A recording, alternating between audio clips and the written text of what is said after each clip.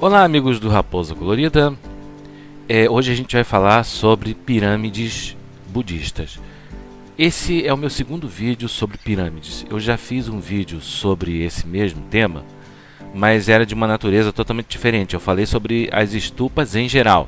As pirâmides budistas são chamadas estupas.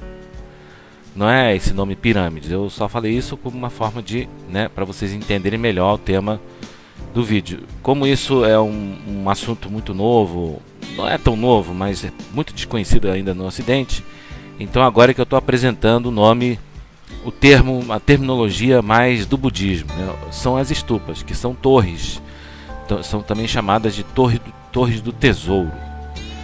Então eu fiz já um vídeo sobre essas torres do tesouro, mas foi um vídeo de uma natureza. Aqui a gente tem alguns exemplos dela. Essa aqui é uma torre, uma estupa bastante destruída, Agora os monumentos mais bonitos estão aqui. Se eu não me engano, isso aqui é na Birmânia, tá, gente? Se eu tiver equivocado, eu não tenho assim a pretensão de que esse vídeo saia totalmente perfeito, Mas então aqui a gente tem um panorama dessas estupas, desses monumentos fantásticos, Desses monumentos fantásticos. Eu vou minimizar aqui a minha janela do meu vídeo, pra gente colocar aqui lado a lado. Então, gente, essas estupas, elas são monumentos, que eles não é exatamente monumentos, mas elas têm um sentido sagrado. Elas são objetos de culto, ou melhor, são determinados locais de peregrinação onde existem essas estupas, são locais de peregrinação onde se faz oferendas e cultos aos seres sagrados, aos Budas de todas as direções, os Budas, todo o egrégoro, onde se faz oferendas às 3 joias, Buda, Dharma e Sangha.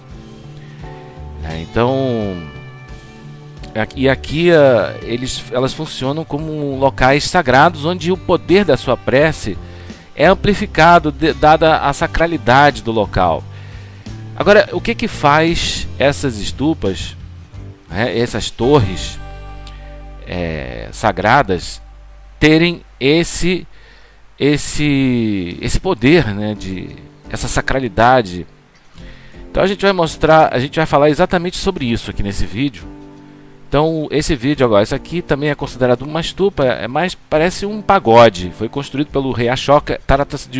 Não é bem uma estupa, é um templo, o templo de Mahabodhi, mas que muitos também consideram um tipo de estupa, Geralmente a estupa não é um templo, ela é um local onde se faz peregrinação, que tem um sentido espiritual. É um local sagrado, um lugar sagrado de peregrinação onde se faz culto e oferenda, cultos, e oferendas aos Budas, aos seres sagrados, Então aqui a gente está fazendo uma apresentação. Esse templo de Mahabodhi, ele foi construído pelo rei Ashoka, E ela demarca exatamente o local onde Buda teve a sua iluminação, que é em Bodh Gaya. Foi aqui, então, acredita-se que é aqui que Buda alcançou a iluminação, debaixo de uma árvore, a árvore Bodhi, que significa iluminação. A árvore, ela tem esse significado, é um arquétipo, O budismo, ele trabalha com arquétipos, e o templo de Mahabodhi, ele representa esse arquétipo da iluminação, quer dizer, a árvore, Aqui a gente tem a estupa de Dhamek, também na Índia, que aqui já demarca um outro evento sagrado. Que é, no caso, o local onde Buda pronunciou o seu primeiro sermão, o seu primeiro discurso, não mais como uma seta, mas como o Buda, o iluminado, para os seus discípulos. Então, isso aqui tem um valor todo especial, um lugar. Então as estupas, aqui a gente já está explicando o porquê, já está explicando um pouco da natureza, dessas estupas, no sentido que tipo de crença, ou que tipo de doutrina, e que tipo de filosofia ou de metafísica, melhor dizendo, estão por trás, no caso, desses objetos sagrados, dessas torres do tesouro, dessas torres sagradas, né? Então aqui a gente está fazendo a princípio uma apresentação, né, dessas estruturas e o que elas representam dentro da história do budismo. A gente já está antecipando, mas então essas estruturas elas têm um significado sagrado. Como eu já falei, são locais de peregrinação onde são feitas preces, oferendas, cultos, pujas, né, sadhanas, mas não são exatamente templos. Embora elas podem existir nelas uma abertura, algum tipo de entrada, né? Deixa eu ver aqui se eu encontro mais algum exemplo de stupa. Aqui é uma stupa moderna. Então vocês estão vendo aqui uma stupa construída mais recentemente. Ela tem uma entradinha ali, né? Mas de modo geral, a stupa, quer dizer, de modo geral, nem toda stupa tem essa entradinha como essa daqui, né? Aqui a gente tem, por exemplo, a stupa de Mahabodhi, que eu já falei sobre ela, não vou me estender muito sobre.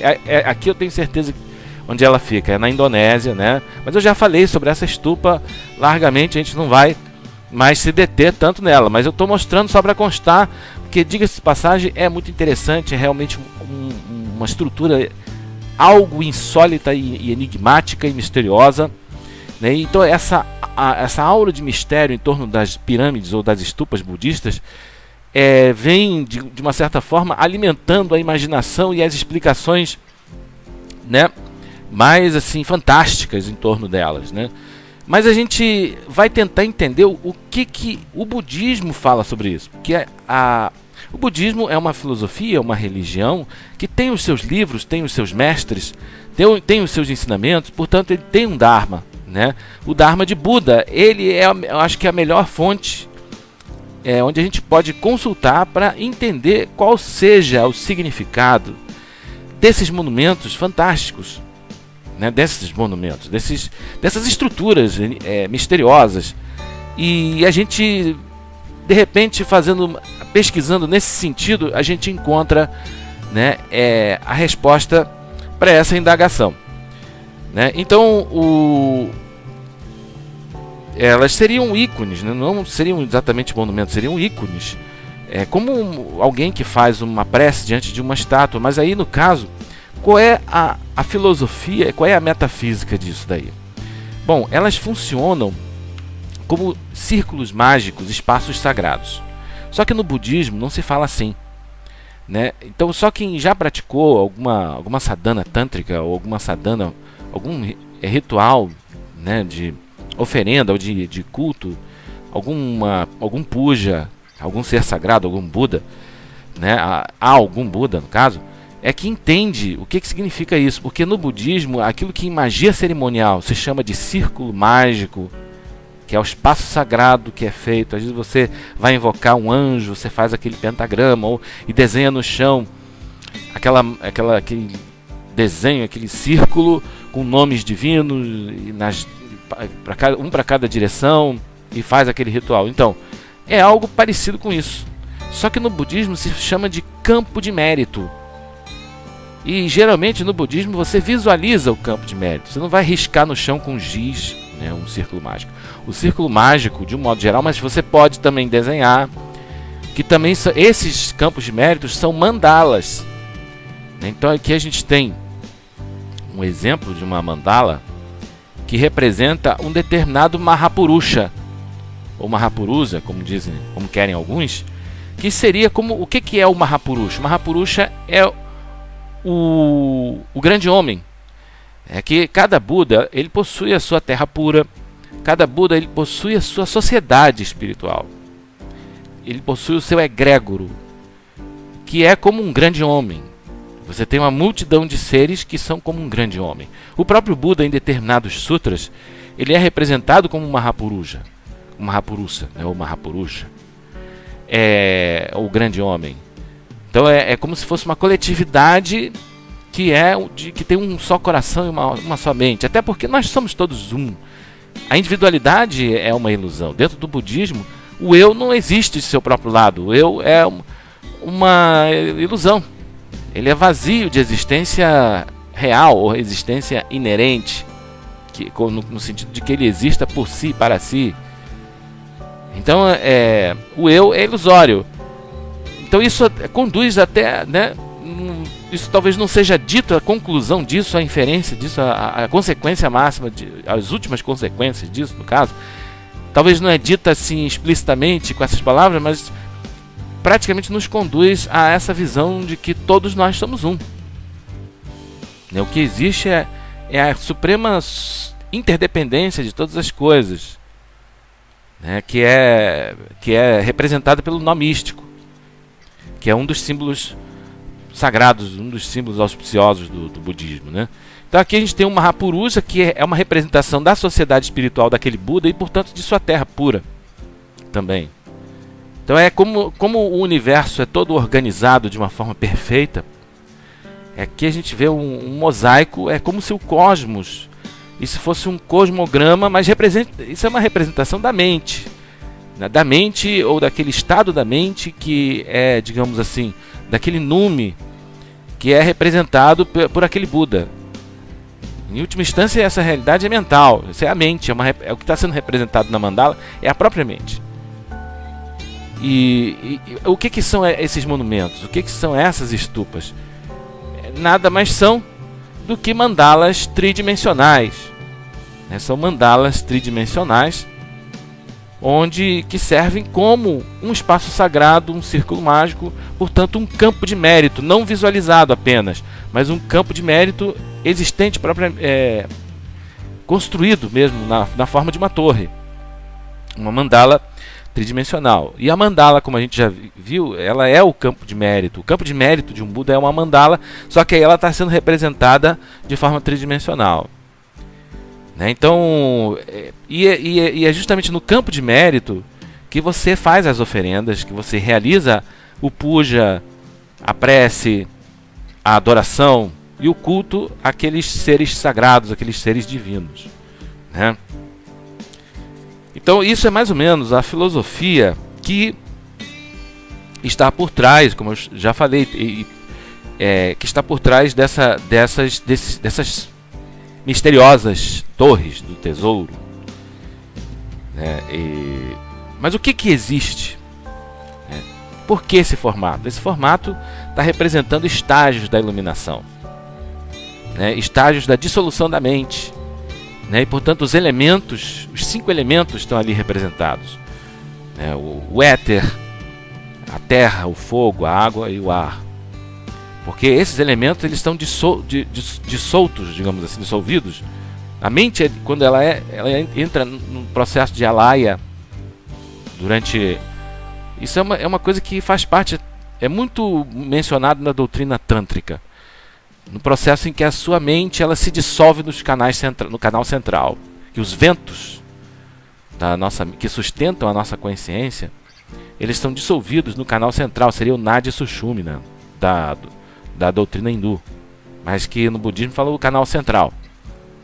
Aí os ventos seria o que os hindus chamam de pranas, né? Então nesse processo de dissolução de alaya mental, da mente, de dissolução da mente, dessa mente ilusória que nós temos, nesse processo os 5 elementos são dissolvidos numa determinada sequência, e essa sequência está sendo representada pela própria estrutura, pela morfologia mesma da estupa, né? Isso pode ser depois feito estudos ulteriores. Esse vídeo é apenas uma introdução ao assunto, né? Senão vai ficar muito extenso. Então, o que é colocado? O que são colocados? Que objetos são colocados, digamos assim, dentro dessas estupas, dentro dessas pirâmides ou torres ou monumentos, né? Então, as relíquias de algum Buda, de algum mestre, de algum sábio iluminado. Exatamente. Então, o que é colocado aí dentro são as relíquias. E o que está sendo chamado de relíquias são os restos mortais. Aí você vai pensar, então eles colocam os ossos de algum sábio iluminado? Não, não são propriamente os ossos. Porque o budismo surgiu na Índia. E na Índia eles cremam, as pessoas são cremadas. Não digo todo mundo, mas o hábito é de que seja que haja a cremação, né? Então, esses sábios, eles eram cremados e o fogo consumia o corpo desses homens, né? E então eles colocavam o fogo para queimar, consumir, que é o processo da cremação. Depois de algum tempo, eles iam nas cinzas, e procuravam uma coisa chamada charira. Essa charira é que esse objeto, né, é que era colocado dentro das estupas. E as chariras eram como se fossem pérolas que se formam quando o corpo de um sábio iluminado é cremado. Isso não acontece com um ser comum, um ignorante qualquer. Não uma pessoa que não é iluminada. Ignorante que eu digo, uma pessoa que não alcançou a iluminação espiritual. Todos nós estamos, né, movidos pela avidya, pela ignorância, né, a maior parte, quase a totalidade da humanidade. Né, porque os Budas, os Bodhisattvas, os sábios iluminados, eles são seres especiais, eles são raros, são seres raros. E quando o corpo desses, quando eles entram em Mahaparinirvana, esses sábios, eles são cremados. Quando eles são cremados, acontece uma coisa muito interessante. Se formam uma espécie, como se fossem pérolas. Quando esses sábios são cremados, se forma alguma coisa diferente nas cinzas. Acontece uma coisa diferente no corpo deles. É disso que a gente vai falar mais adiante. Mas vamos fazer uma recapitulação de tudo que a gente falou até agora. Eu já adiantei uma das coisas que estão por trás da estupa. Elas demarcam locais onde aconteceram eventos muito significativos na história consciencial da humanidade, ou na conscienciosfera da humanidade. Né? Então, por exemplo, uma estupa foi construída no local onde Buda pronunciou o seu primeiro discurso após alcançar a iluminação. Isso é a primeira coisa que eu falei. Falei também que essas estupas, elas são locais de peregrinação, são locais sagrados, dada até a própria significação do local onde aquilo aconteceu. E também ali são colocadas as relíquias, depositadas as relíquias de um ser iluminado, de um sábio iluminado, de um Buda, um Bodhisattva. No caso, não exatamente os ossos, mas as chariras. Aqui a gente tem um exemplo de chariras. Eu tive muita dificuldade de achar uma imagem que fosse isenta de direitos autorais, porque atualmente eu estou buscando apenas coisas que são Creative Commons License e também domínio público. E realmente, graças aos bons mestres, eu consegui essa imagem de chariras. Aqui elas são depositadas num relicário e elas são expostas e elas atraem muita luz, elas atraem uma presença, uma bênção, um poder purificador, elas têm uma força talismânica. O que acontece exatamente? Quando o corpo mortal, né, o corpo físico de um sábio iluminado, ele é cremado, acontece, essas pérolas, elas são formadas no processo da cremação. Elas são formadas no processo da cremação. Passado algum tempo, eles pegam as cinzas daquele santo, daquele sábio, daquele ser iluminado, e procuram esses objetos que têm um grande poder, que têm uma força talismânica. Mas como que elas se formam? Aí é que está o grande mistério da coisa. Né? Por exemplo, dentro da doutrina hindu, aqui a gente tem uma representação, né? Aqui uma representação da anatomia sutil do ser humano, né? Não é exatamente o que diz o budismo. Essa é uma coisa tirada, né, de uma leitura mais do hinduísmo, mas é que os Budas, eles também têm uma anatomia sutil, eles também têm um corpo sutil, mas o corpo sutil de um Buda é diferente do nosso. Então aqui, por exemplo, nesse diagrama, nós vemos aqui que o corpo mais denso que nós temos é chamado Stola Sharira. Olha só, Sharira. Né? Sharira tem um significado de corpo. Né? Acima tem o prana, que representa provavelmente o duplo etérico. O corpo astral é chamado de linga sharira, dentro da visão da terminologia, né, desses corpos sutis, dessas camadas, né, sutis que nós temos, né, que nós não temos só esse corpo físico, né? Então, acima do Kama Rupa, né, como fala ali, nós temos o Manas, Bodhi e Atma, e o Atma, né? Mas isso é uma coisa que não é do budismo. A leitura budista é o seguinte: o Buda, ele tem um corpo sutil, ele tem uma anatomia sutil, mas é diferente da nossa, porque nós não desenvolvemos ainda esses corpos sutis que um Buda desenvolveu, né? Então os Budas, eles têm o corpo denso que nós temos, que é chamado dentro da metafísica ou da doutrina da filosofia yoga budista de Nirmanakaya. O Nirmanakaya seria o corpo denso de um Buda. Mas mesmo o corpo denso, ou seria o corpo físico de um Buda, né? Mesmo o Nirmanakaya do Buda só pode ser visto por seres que têm uma mente muito pura, por seres sencientes que possuem uma mente muito pura. Então, mas para além do Nirmanakaya, que é também chamado corpo fruição, existe o Sambhogakaya, que é o corpo mais sutil, ainda, né, que é o corpo fruição. O Sambhogakaya, né, Kaya quer dizer corpo, né? O Sambhogakaya, ele só pode ser visto pelos Bodhisattvas, que são seres muito avançados, espiritualmente, moralmente, e também pelos deuses que estão para além do mundo da forma, que estão para além do mundo da forma. Para além desse corpo, desse Sambhogakaya, desse corpo fruição, existe um corpo ainda mais sutil, uma camada ainda mais sutil, que é o Dharmakaya. O Dharmakaya só pode ser visto pelos Budas e só pode ser compreendido por um Buda, né? Então, nós não temos esse corpo, nós não temos o Dharmakaya. E esses shariras, essas pérolas, elas são formadas pelo Dharmakaya do Buda.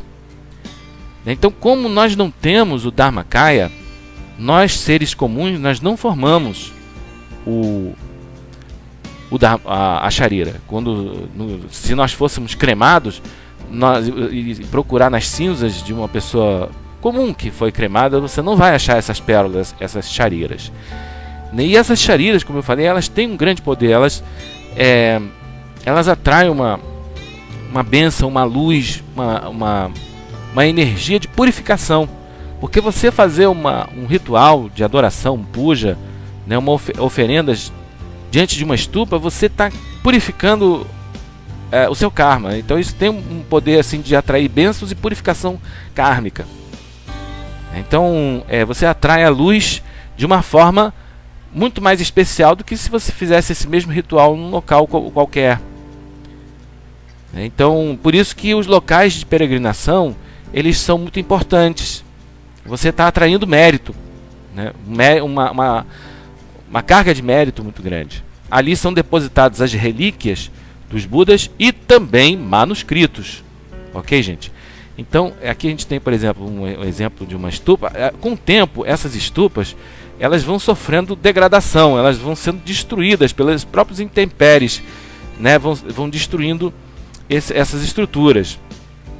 E no lugar que a gente vê, por exemplo, aqui, uma estupa, né, praticamente já destruída, né, a Bamala Stupa. Então, Bamala Stupa, tem várias estupas, eu não vou conseguir saber de todas elas, né? Então, com o tempo, elas vão sofrendo a degradação e muitas coisas, muitas relíquias, eles depositam relíquias ali, elas vão sendo descobertas e sobretudo, manuscritos. Por que manuscritos? Então, por exemplo, numa estupa no Paquistão, foi encontrado um manuscrito do Sutra da Flor de Lótus do Maravilhoso Dharma, que em sânscrito se diz o Saddharma Pundarika Sutra. Então um exemplar dele escrito em casca de bétula, da árvore bétula, né? Então é uma árvore que tem uma casca muito resistente, que dificilmente se corrompe. Então esse manuscrito ele estava ali há séculos e séculos e séculos. Quer dizer, ninguém sabe ao certo durante quanto tempo esses manuscritos estavam ali, e eles estavam numa área circular dentro da estupa e dentro de uma caixa de madeira, e foi descoberto por animais, ovelhas, animais de pasto, e lá em Caxemir, no Paquistão, no atual Paquistão, que hoje é um país muçulmano, mas que nessa época o Buda Dharma, né, quer dizer, o Dharma de Buda era muito forte. Provavelmente deve ter uns 1000 anos, por aí, ou não sei, ou talvez alguma coisa menos ou alguma coisa mais. Então não se sabe ao certo quanto tempo esse manuscrito ficou ali. Ele pode ter sido conservado, em primeiro lugar, o material, que é casca de bétula, que é uma coisa que, né, demora muito para se deteriorar. É um material muito resistente, e também o clima frio. Então esses fatores contribuíram para a preservação. Então aqui a gente tem exemplos de outros manuscritos que foram, vamos aproximar um pouquinho mais, de manuscritos escritos em compostos, né, confeccionados em casca de bétula. Esse também é um manuscrito muito antigo, mas esse não é o que foi achado lá nessa estupa na região de Caxemir. Isso no ano de 1931. Então eles descobriram esse manuscrito do Sutra da Flor de Lótus do Maravilhoso Dharma, ou Saddharma Pundarika Sutra, que mereceu uma primorosa tradução para o português, feita por Marcos Ubirajara de Camargo. Marcos Ubirajara Camargo, né, gente? Então a gente vai ver assim, esse sutra é o sutra que explicita, que esclarece sobre a filosofia que está por trás desses monumentos misteriosos, que são as estupas. Mas não apenas ele, mas ele tem outros também. Isso toda a doutrina budista é falado sobre a estupa. Mas aqui ele vai esclarecer de uma forma especial, né? Esse sutra é importantíssimo dentro do budismo Mahayana. Ele é praticamente, né, o portão de entrada para o entendimento do que é o budismo Mahayana. Então ele inclusive é muito lido, é tido como uma espécie de mesmo valor que aqui no cristianismo tem a Bíblia, no budismo chinês, no budismo japonês. Vamos aqui abrir o texto desse manuscrito, desse sutra, né? Como eu falei, ele mereceu uma primorosa tradução. Opa, não está minimizando? Vamos minimizar aqui, né? Ele mereceu uma primorosa tradução para o português. E eu tive a oportunidade de ler esse texto, né? E o que eu achei uma passagem nele que eu acho que é bastante esclarecedora quando se fala da estupa, né? Então aqui no capítulo 10, o mestre da lei. O que seria o mestre da lei? É aquele que ensina esse sutra, ou a doutrina desse sutra. Então é dito assim no capítulo 10, que tem esse título, né, o mestre da lei. Rei da medicina, saiba que depois da minha extinção, aqueles que possam copiar, ostentar, ler, recitar, fazer-lhe oferecimentos e expô-lo para outros, serão cobertos com o manto do Tathagata. Né? Tá falando aqui fazer-lhe oferecimento é ao sutra, viu? É porque a gente teria que ler, né, o que foi dito antes. Aqui abrindo esse parênteses, né, fazendo esse parênteses, então fazer oferecimento a esse sutra, né, ostentar esse sutra, ler, copiar e por aí vai. Então fecha aqui o parêntese. Então, como voltando aqui, fazer-lhe oferecimentos e expô-lo para outros serão cobertos com o manto do Tathagata, ou seja, o Buda. Os Budas são chamados Tathagatas. E também serão protegidos e mantidos em pensamento pelos Budas, presentes em outras direções. Essas pessoas possuem os grandes poderes da fé, da coragem, dos votos passados e das boas raízes. Essas pessoas possuem, né, portanto, como eu falei, os poderes da fé. Olha só que coisa, da coragem, dos votos passados e das boas raízes. Saiba que essas pessoas residirão juntas com o Tathagata e terão suas cabeças afagadas pelas mãos do Tathagata. Rei da medicina, em qualquer lugar onde este sutra seja pregado, lido, recitado, copiado ou guardado, dever-se-ia erigir uma torre feita de 7 joias. Olha só. Porque esse sutra, ele é um sutra mágico, ele tem um poder tão grande que o local onde ele é lido e recitado e adorado se torna um local sagrado digno de se erigir ali para ele, para aquele lugar, né, em honra àquele lugar, uma estupa, um monumento sagrado, né, feita de 7 joias, fazendo-a alta, ampla e adornada. Não é necessário depositar relíquias nela. Por que isto? Porque dentro dela já se encontra o corpo inteiro do Tathagata. Olha só. Não precisa nem colocar relíquias. Então aqui tem uma nota de rodapé, 79, diz assim: esta passagem indica que onde quer que seja exposto, lido, recitado, copiado e guardado o Sutra da Flor de Lótus da Lei Maravilhosa, aquele lugar torna-se sagrado. Torna-se a terra do Buda.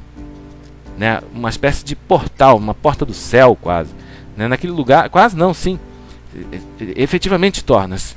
Naquele lugar já se encontra o corpo inteiro do Tathagata, quais sejam as 32 características físicas do corpo do Buda, restando dotar-lhe da voz profunda e do longo alcance. Né, olha que coisa interessante. Então aquele lugar, esse sutra, ele já funciona como uma relíquia.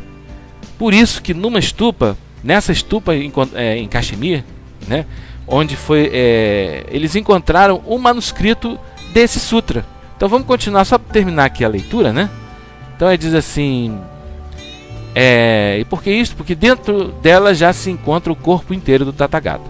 Para essa torre dever-se-iam fazer oferecimentos, olha só, de todos os tipos de flores, incenso, contas, palhos de seda, estandartes, músicas vocais e instrumentais, honrando-a e reverenciando-a. Se as pessoas, ao verem essa torre, curvarem-se diante dela e fazerem-lhe oferecimentos, saiba que essas pessoas estarão próximas do Anuttara Samyak Sambodhi, que seria a verdadeira iluminação, que dentro do budismo Mahayana está para além do próprio Nirvana. Nirvana, no caso, ele é um êxtase temporário, um êxtase, não é o êxtase final. Não é a libertação final, não é a iluminação final, mas é uma iluminação, um êxtase provisório. A verdadeira iluminação é o Anuttara Samyak Sambodhi. Então, isso é uma das revelações do budismo Mahayana. Então, a pessoa que faz oferecimentos a uma estupa, ela está muito próxima dessa verdadeira iluminação, que é a verdadeira budeidade, o verdadeiro estado de Buda, né? O verdadeiro estado iluminado. Então, gente, por isso que encontraram nessa estupa em Caxemir um manuscrito desse sutra, o Saddharma Pundarika Sutra, porque ele equivale a um Sharira. É como se ele tivesse o mesmo poder purificador, o mesmo poder sagrado dos Shariras, aquelas relíquias que são provenientes do Dharmakaya de algum Buda. Então, tamanho é o poder que tem esse sutra. Esse sutra, portanto, é um livro mágico, é um sutra mágico. E é dito assim que aquele que lê esse sutra, ele está purificando está fazendo uma purificação, ele tem um poder purificador, né? Ele mexe com o contínuo mental da pessoa, né? Então, por isso que nessa estupa se achou numa caixinha de madeira, numa área circular, com os manuscritos desse sutra, né? Tamanha é a sacralidade. Então aqui a gente já está elucidando o significado dessas estupas. Eu acho que deu para ter uma ideia, assim. Eu espero ter apresentado em linhas gerais o que seriam esses, né, incríveis, essas estruturas fantásticas, né? Então, e uma outra coisa também, o meu canal aqui, esse meu canal, ele tem uma playlist de áudio sutras, que são audiolivros. E eu transformei esse sutra, o Saddharma Pundarika Sutra, que mereceu, como eu já falei, a tradução de Marcos Ubirajara de Camargo, como o Sutra da Flor de Lótus da Lei Maravilhosa. Eu falei com ele e ele me autorizou a transformar em audiolivro a obra na íntegra, o Sutra na íntegra. Ele é bem longo, né? Ele é um livro extenso, mas vale a pena vocês darem uma passadinha lá para ouvir. E eu chamei essa playlist de Áudio Sutras, porque ela contém audiolivros de escrituras sagradas, de sutras sagrados do budismo. E muitos desses sutras são livros mágicos. Eu vou fazer um vídeo sobre livros mágicos e ali eu vou falar um pouco mais sobre isso. Mas eu já estou adiantando aqui o que é um livro mágico. É um livro que tem esse poder purificador, que atrai toda essa quantidade de méritos e de bênçãos e de luz, através do seu estudo e da sua leitura. E muito mais, é dito até que ele cura doenças nos olhos, é dito que ele cura doenças incuráveis, é dito que ele protege você de calamidades e atrai a presença dos dragões, dos anjos, dos seres iluminados, dos egrégoros. Então isso é uma das características de um livro mágico.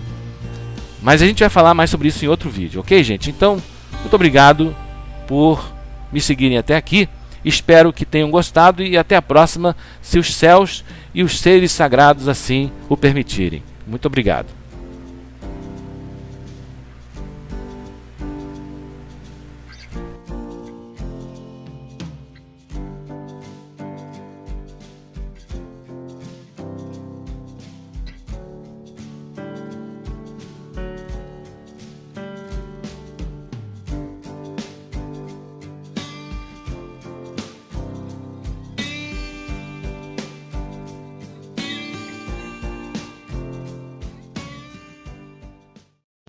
Se gostou, não esquece de dar um joinha no nosso vídeo, ok? E compartilhar também nas redes sociais, no YouTube, no Twitter, no Facebook, no Google+, ok, gente? Então até o próximo vídeo, se assim Deus permitir.